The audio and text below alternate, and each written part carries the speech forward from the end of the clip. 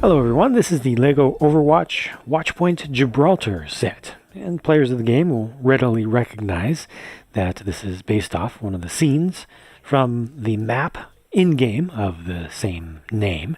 This is the largest of the minifig scaled, sets that they've released, at least up to this point. Comes with 4 figures in total, including a big fig of Winston, and let's get a closer look.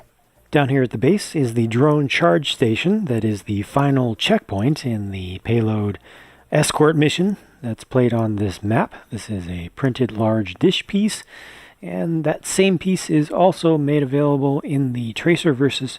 Widowmaker, much smaller set, sold separately, which comes with the drone that's intended to be,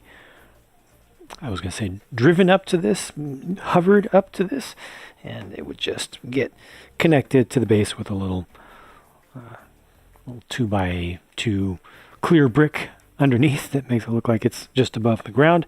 This is also able to integrate with the main rocket, but we'll get to that a little bit later on. This has the full launch platform, which is pretty sizable and looks pretty good. One sticker there, they're using the roller coaster pieces in the red color. And this just looks really good. You know, there's plenty of space to put a minifigure up there. These roller coaster pieces do have bar-sized rails, which means that you can attach figures at any point along those, like so. Just snaps right on like that. So that's actually very convenient. You can use it as a ladder. You can use it for opposing figures that are in flight. And also some of these smaller bars that are the cross members can be used to hold on to figures. That's not the best example right there, but you know, these are also spots where you can make connections, and if you want to add on some other items that have clips, you know, you can start to build things out from there. So you have plenty of possibilities for display with this and for play. Got the small platform up above. It's not all that much you can do there. You can have a figure, you know, standing up here doing the Overwatch thing, watching over the map, but you can't really walk on this part of the platform here. It's just not very stable. They have a couple of spots where you can remove some pieces, do a little bit of modification. You could actually get a figure to hold on, or their feet to get stuck into that. It's just intended to represent the little gangway for transfer over to the main cockpit of the rocket. Before I get to the rocket itself, which is the main thing that I want to focus on, I just want to make sure that you see what this looks like from all different angles. So this does not have the coaster rails along the back. They just use these plates, but it's not such a bad thing. And it's sturdy enough and built well enough, I think.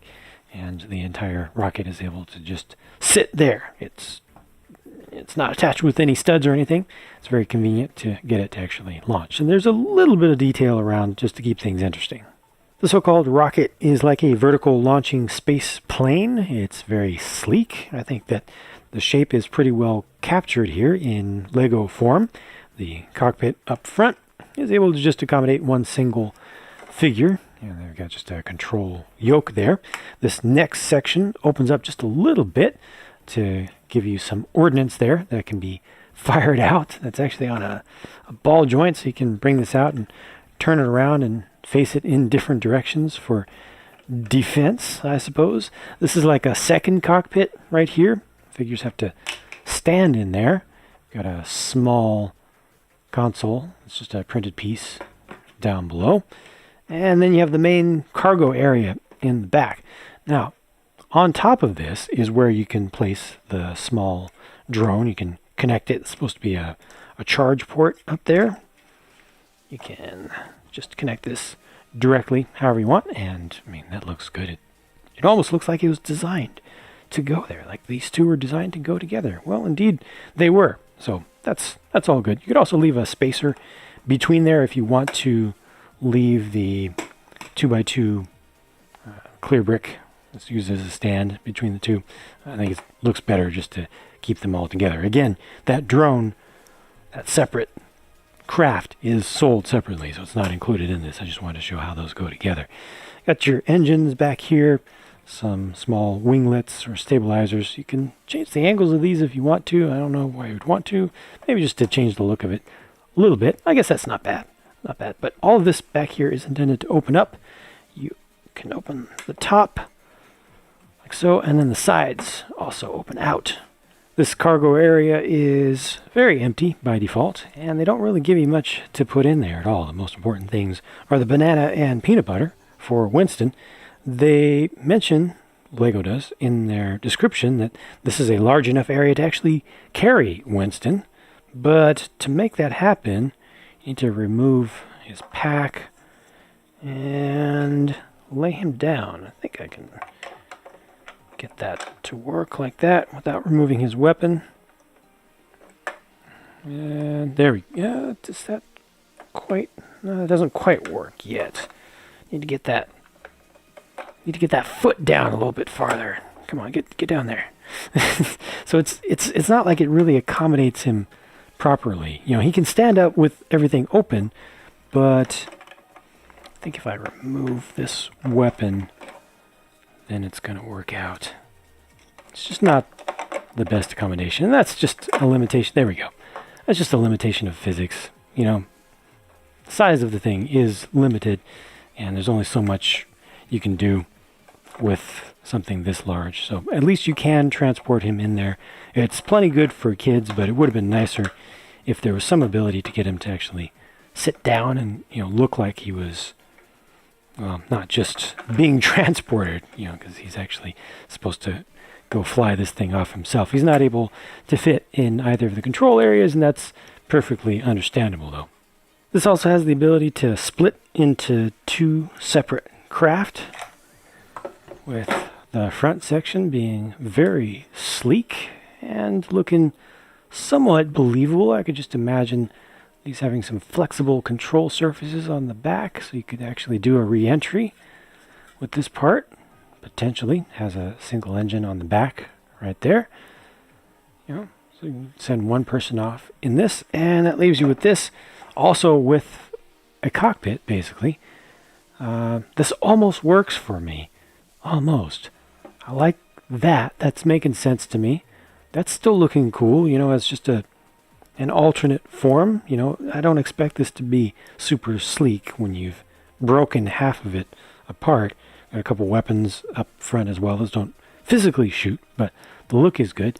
And then at the front, it just kind of falls apart, if you ask me. It just gets very super blocky, and then having that Technic pin sticking out there is kind of weird, kind of awkward. A little bit of modification, though, I think would make this look pretty nice. Would have been nice if they had actually included one other just small sub-assembly that you could clip onto the front of this to give it a nose. That should be an easy thing for people who have some extra pieces to do. I strongly recommend it. And you can just store that back here. Taking a moment to look at Winston by himself. He's what we call a Lego Big Fig and follows most of the conventions of modern Big Figs, which haven't changed all that much over time. Articulation is very minimal. You get arms that go up and down. You can also rotate these hands, and they have a section on them that is able to hold on to, for instance, the leg of a person, so you can grab a person and kind of toss them around. I think that overall the figure looks pretty good. The face is a little bit flat to me. I feel like the nose makes him look a little bit more humanoid than he ought to. He should look a little bit more gorilla-ish, just my opinion. But overall, the figure looks pretty good because the color scheme is carried through well, and the whole thing doesn't suffer from the usual, in my opinion, the usual issue of these looking fairly plain. This looks pretty proper to me. He's got his Tesla cannon there, which does use 4 stickers for a fairly small piece, or a small sub-assembly, and then he's got his jump jet pack on the back, which is a nice build. It's simple enough, but it definitely does the trick. I think it looks pretty good, looks pretty proper, and was enjoyable to put together. And of course, you can leave that off if you want to. There's nothing else that you can do with these figures, though, in terms of posing them. You can't turn the head, and you can't do anything with the legs. They're just always there, just like that. So it's just a matter of arms up and down, and that's just about it. In contrast, here's one of the regular minifigures. This is Pharah, and I think this looks really, really good. reuses a Nexo Knights armor piece, and it's colored nicely. It's dual molded, so you can see a little bit of transparency with the trans blue colored plastic that's attached in there. Looks really good. And she's got her jump jet pieces on the back as well. Those can be posed in different ways. You can angle them in and out because of the way that they're set up, and also up and down. You might be able to make them look a little bit better than I've set them up right here, but that's the basic idea. New helmet piece just for her. Stud shooter is set up to fire off something a little bit larger than a standard stud, a little bit more substantial, but still just works the normal way. I think this is a very good looking figure, and there's more to be seen that's hidden most of the time. There's the rest of the torso print, which does look excellent to me. I also really appreciate just how bright the silver is on the leg print there. Really, really stands out.